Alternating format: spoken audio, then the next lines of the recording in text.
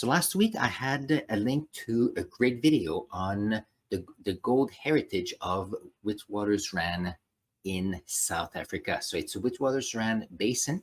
So I'm a geologist, so I'm very interested about new ideas. So I learned a few things.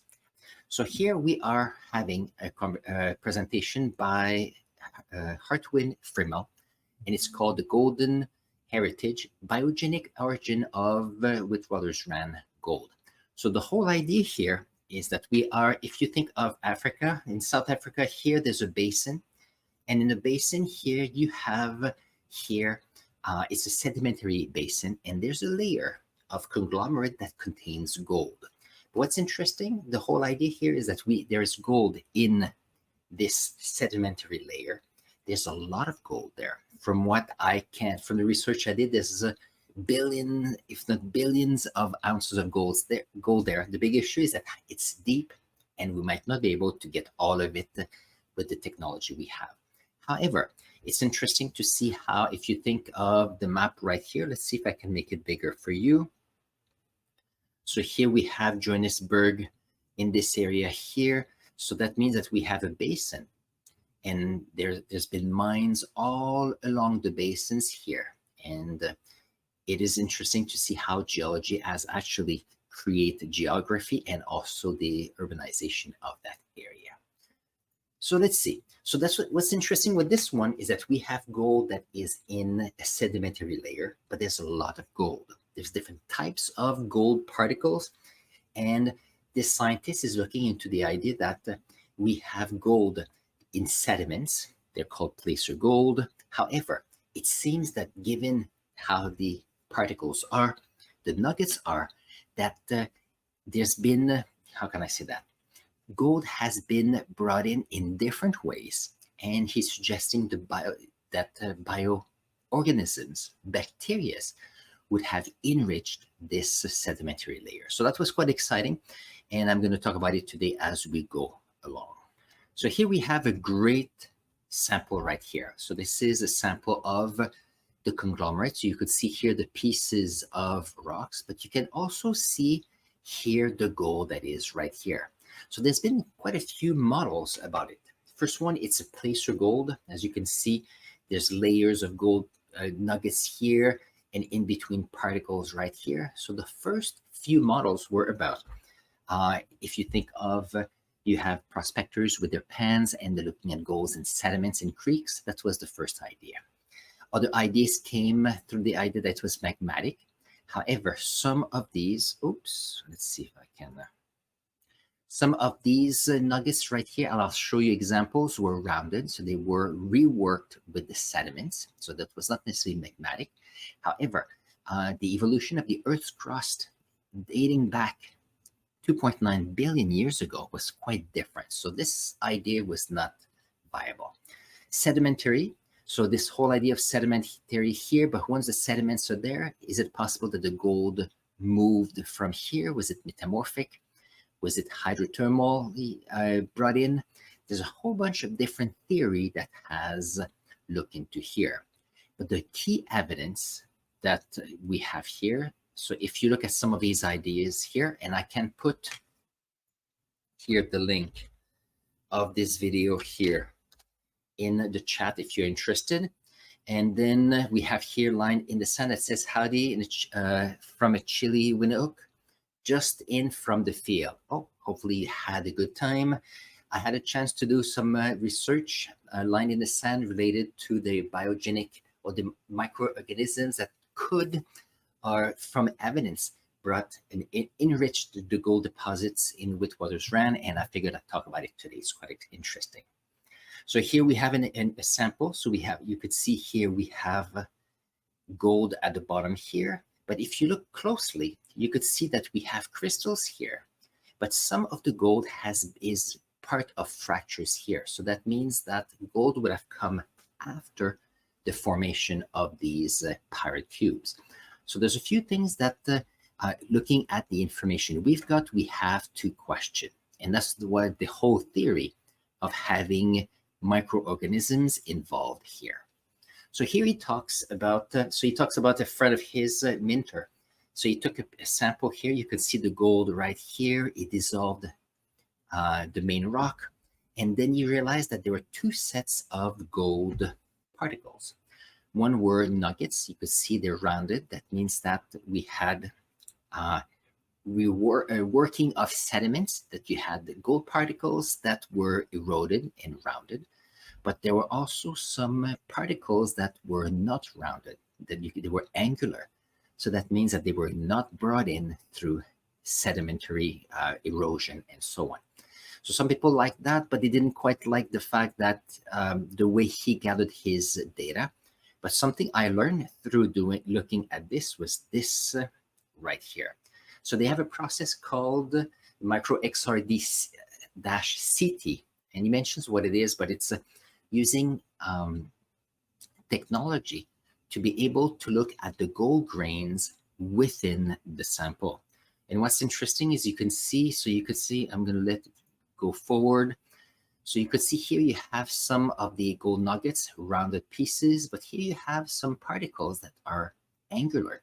So that means that if those were brought in through sedimentations and erosion, these came in after the deposition of the gold. So that's kind of interesting to see how this could have happened. So this whole idea that we have a sedimentary layer with gold nuggets as the best way. Look at how we can rotate the sample and see how it is.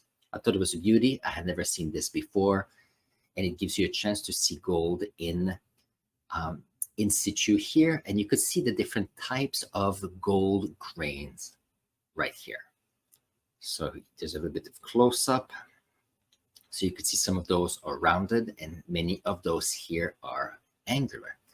So the whole idea here is, how is that possible to have, first of all, gold that have two different ways of presenting itself, and also how come we have such a rich deposit? Very nice. I think I have, let's see, I have a video that was interesting. There you go. So here's an example of the gold, the seam here. You can see the conglomerate, the different particles. Interestingly enough, from what I've read, we have a layer of sediments that is very rich in gold. However, if you go in the sediments below and above, there's very little of it. So it's concentrated in this porous area right here. So I thought it was interesting to see how it was. The next thing that Mr.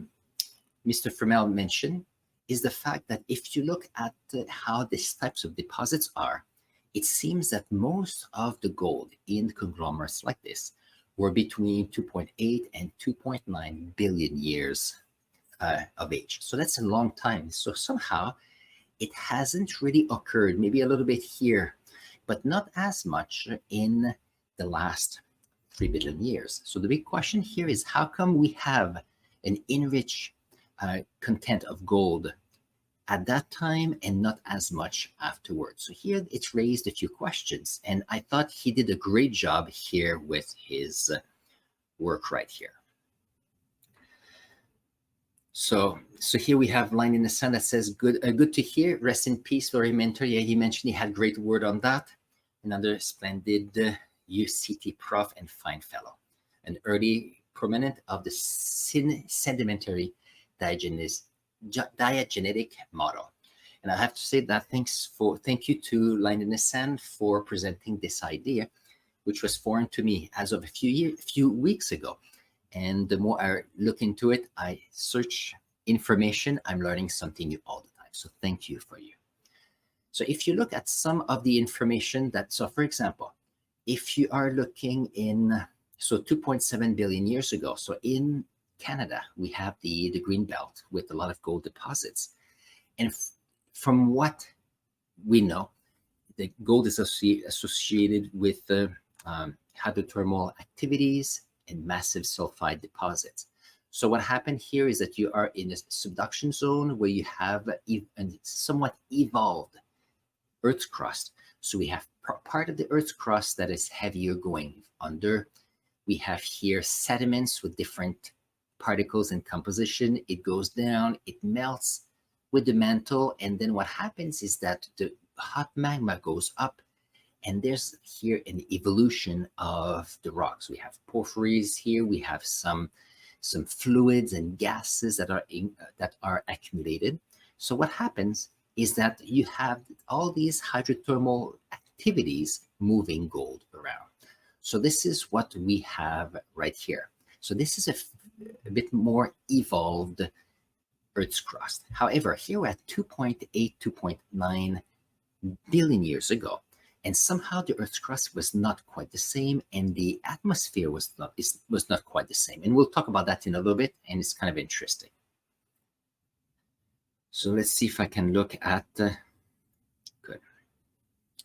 So let's see. There you go.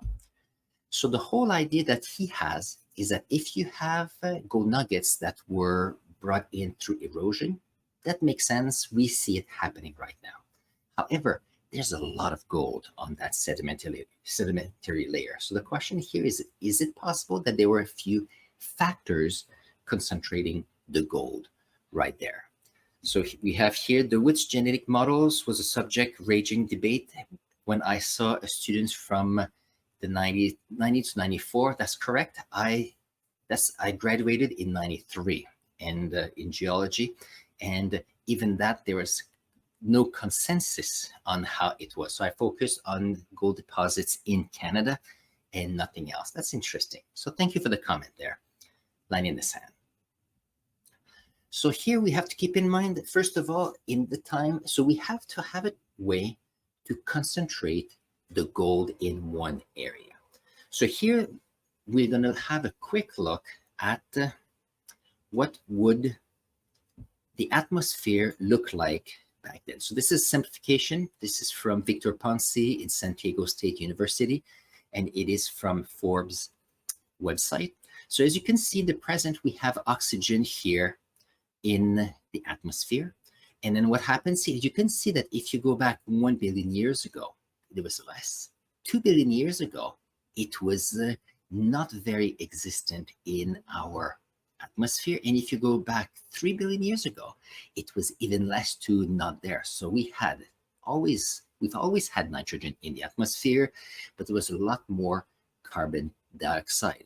And if you see here, it was the end of ammonia and methane. So the atmosphere, because there was water, was very acidic. Precipitations were very acidic. So erosions was very different as well.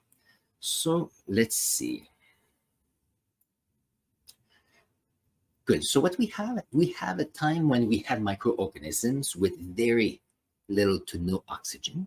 But there seems, from what we've noticed, is that between 2.8 and 2.9 billion years ago, cyanobacteria started to be more and more present that may have brought in more oxygen in the atmosphere. And if you look here, if you have gold that is more easily dissolved in a solution with hydrogen and sulfur like this, if there's a little bit of oxygen, what happens is that gold will be precipitated.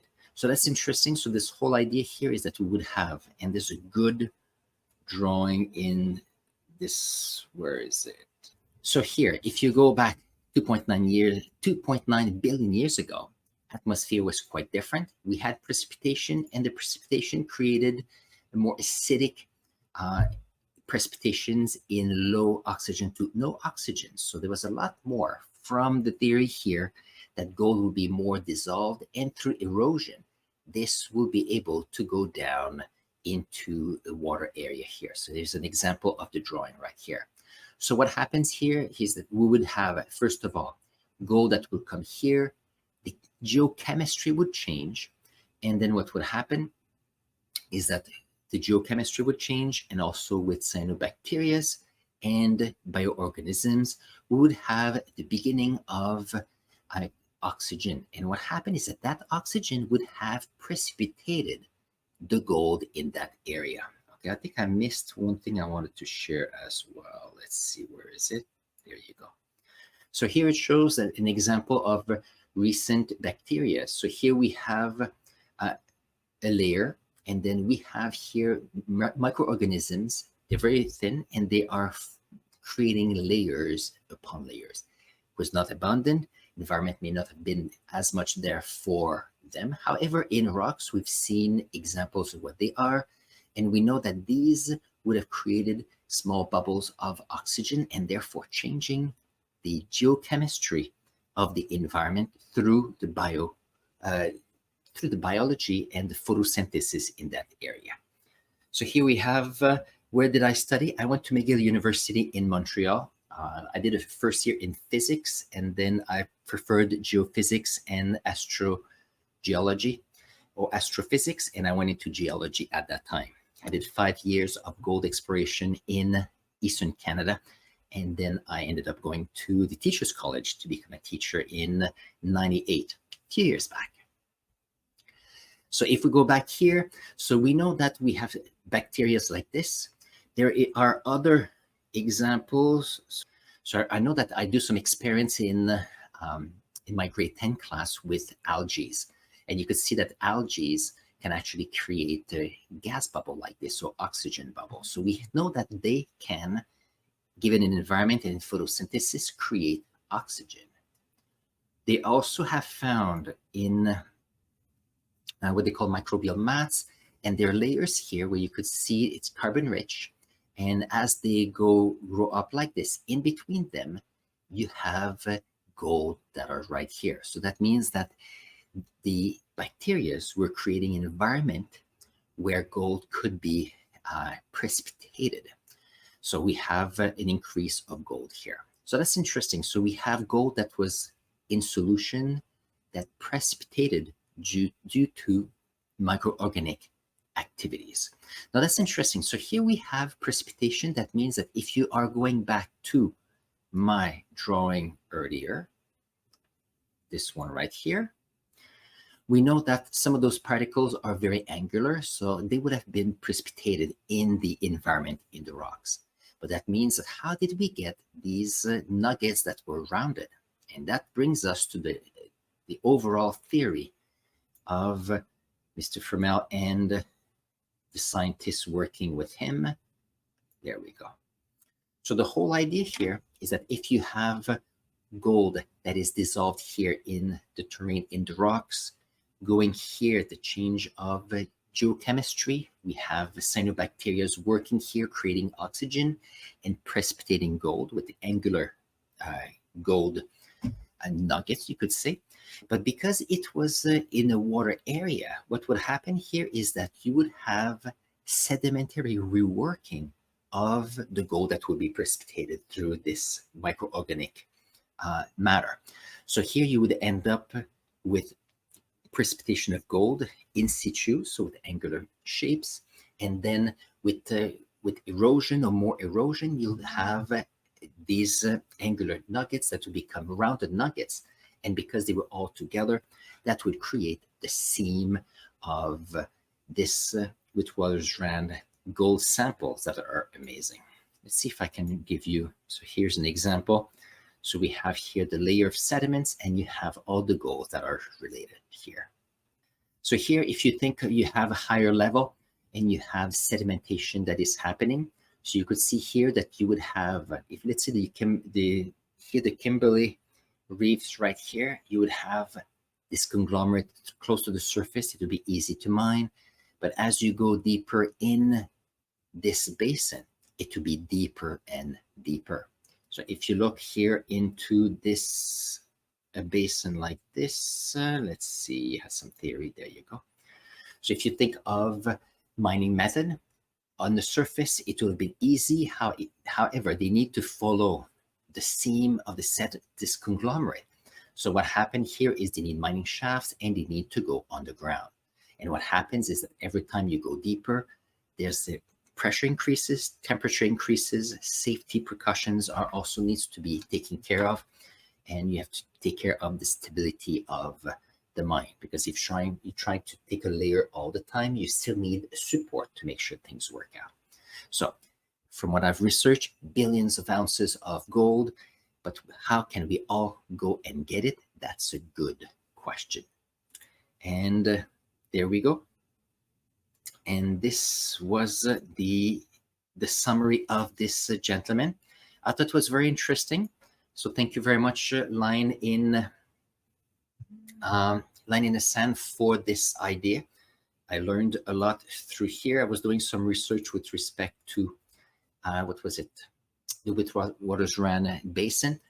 So much to learn, because I know that even in Eastern Canada, there was always something to learn from the specific deposits we had, but I haven't had a chance to visit the Witwatersrand environment. Maybe one day I'll be able to do that. I was even thinking, I don't know if I was to communicate with, I know in South Africa, there's some museum with geology, to see if I could get rock samples sent to me for a few weeks for me to have a look and return.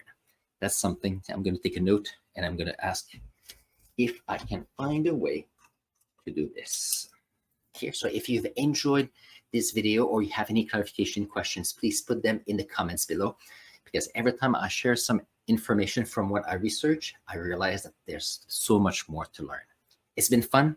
And if you have any questions related to other science topics, don't forget, you can put them in the comments below, because I always use your comments to lead my research, and as well create amazing videos for this channel. So on this, I'm going to put here a video for you to go and check on gold nuggets. I'll see you there in a moment.